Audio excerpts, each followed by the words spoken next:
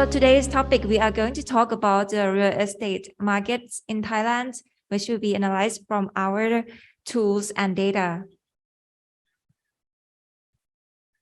So we'll talk about our background.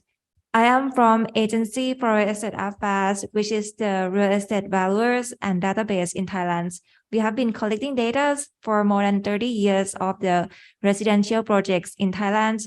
We have surveyors and valuers and researchers who will go out and collect the information of the new developed real estate residential projects in Thailand, whether they have change in the price or the sale rate, how many units they have, and every quarter we'll go and update if they can sell that much of units or the price has changed. So we know in each area if there are enough demands or if it's too much supplies in the area in each price categories. So these informations are very crucial for real estate developers because they need to know whether these areas are interesting to develop a new projects, whether this area is good for the high-end condominiums or the low to medium-end condominiums, or maybe different type of properties such as detached house. They need these information. And also the financial institute, they also need this information to give a loan to home buyers and also real estate developers. And another tiers, we also provide the institute to teach people about the real estate development. We have courses such as real estate development and real estate valuations, and also many more that we can go on the site survey. We can visit the site for the constructions. So after we have these experiences and data for more than 30 years, we create this application. It is a web application which people can access through a website, whether through your phones or your laptop. You can analyze each properties and gain an access to real estate data through this website. So we make it easier because as a valuers, we have to collect so many data to analyze one properties.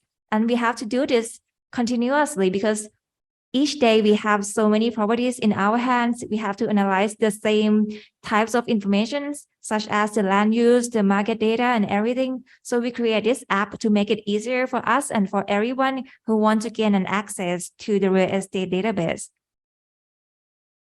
So today we are going to talk about the real estate market in Thailand and the land price change, because that is a very crucial cost for real estate development. And also, what can we expect for the next year? First of all, the real estate market in Thailand. We have been collecting data in Bangkok metropolitan regions for 28 years. So we have these areas. We divided into 78 zones, and we collect this data for more than 12,000 projects, 12,000 projects for the past 28 years, and so many units. You can see like we have 2.5 million units that we have collected the data of. For the past year, we have analyzed the real estate market in Thailand since COVID-19. You can see that everything has dropped. The number of units that developer newly launched, they launch less units and there are less value, but the property price, the average price has gone up, which is not really representing the whole market, because the average price has gone up because of only one project, which is the very luxury projects called the first tiers, while the whole market has the same average price, which is about 3.5 million baht per unit as usual for the past 3 years. But everything else has dropped since the COVID-19, which means that developers are keeping their pipeline stocks in the pipeline. They are waiting until foreign investor will come back into the country after COVID-19. And for this year, 2020, the trend is going up, which means that developers are launching more projects than the past 2 years since COVID-19 because we expect more foreign investors to come back, and some of them has already come back. We also expect that next year in 2023, foreign investor will come back a lot more than this year, and it may come back to the point as we reached before COVID-19. And in terms of the condominiums market and the detached house and the low-rise market, which means detached house, semi-detached house, or the shop house, we can see that the COVID-19 has an impact on the condominiums, which is the high-rise, at least 8 floors condominiums.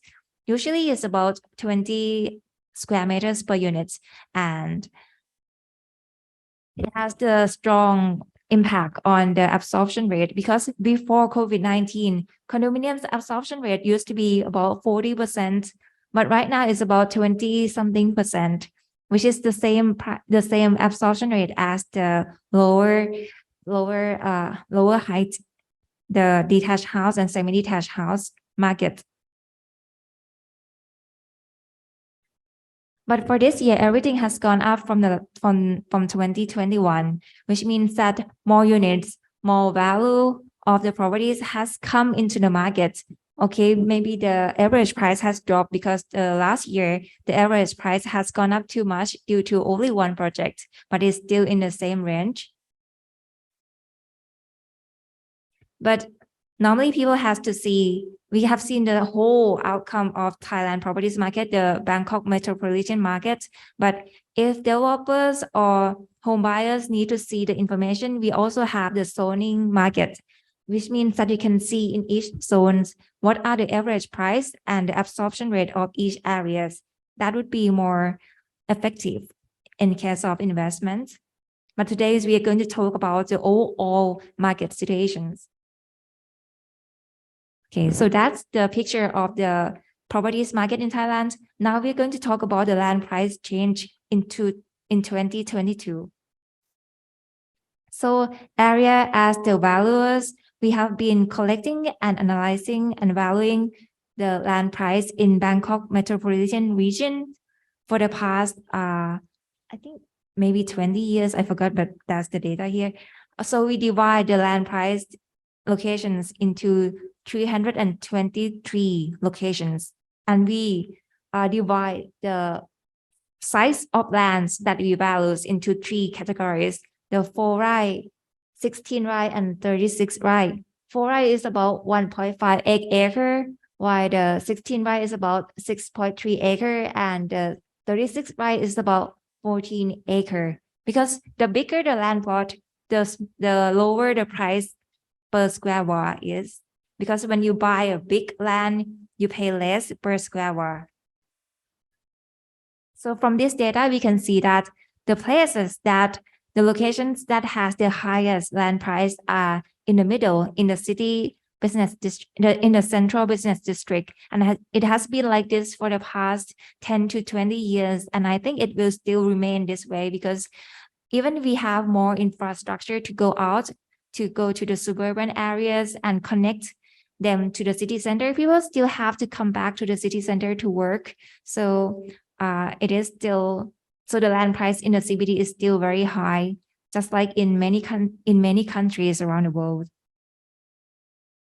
But the places on the left side is the locations which has the highest price, but on the right side is the locations which has the highest growth in terms of land price year to year. So you can see that on the right side, locations which has the highest growth are outside.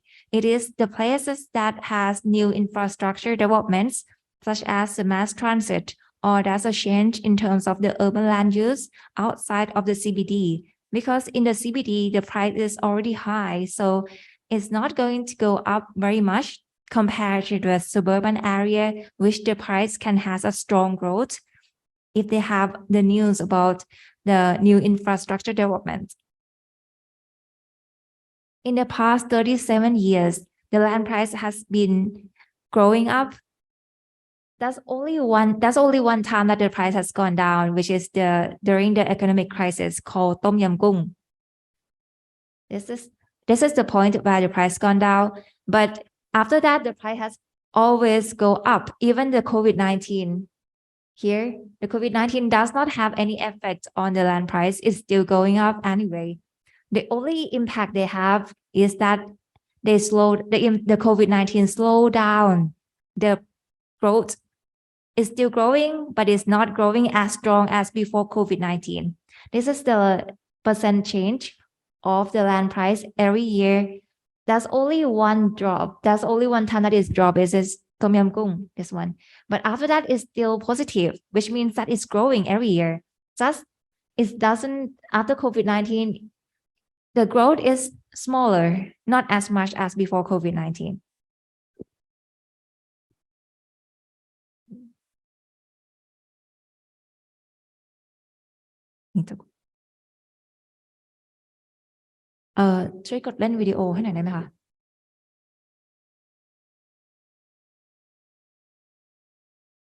So this is analysis that we have about the land price growth of the 323 locations. We compare the land price and the land price growth. So we can see that any location that has an interesting growth compared to the price each year.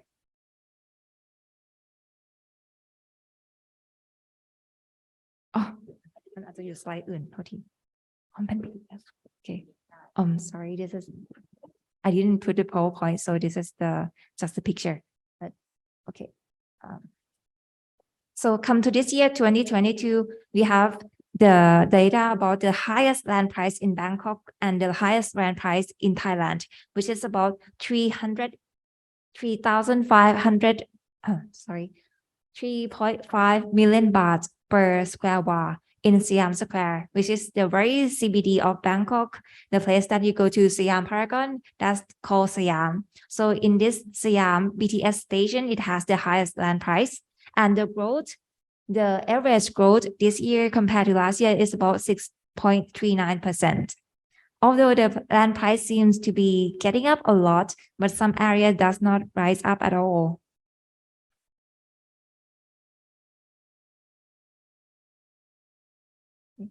So these are the top 10 locations which the land price which has the highest land price. They are mostly in the green BTS station lines. And this is the change of land price of the BTS Siam station. You can see that in 2010, the land price was about 1.2 million baht per square meters. But today, the land price has gone up to 3.5 million baht per square meters in the past 12 years. So it's gone up a lot. Before COVID-19, in 2019, the price has gone up 20% year to year. But after that, the price is still going up about 6%. Well, not as much as before, but it's still going up anyway. And the top 10 of locations that has the highest growth are outside of Bangkok. You can see the outer ring here. This is the place where we have the third outer ring roads. We have the news that is going to be constructed, although they are working on the surveying period. So they haven't announced the route yet, but the land price has already gone up.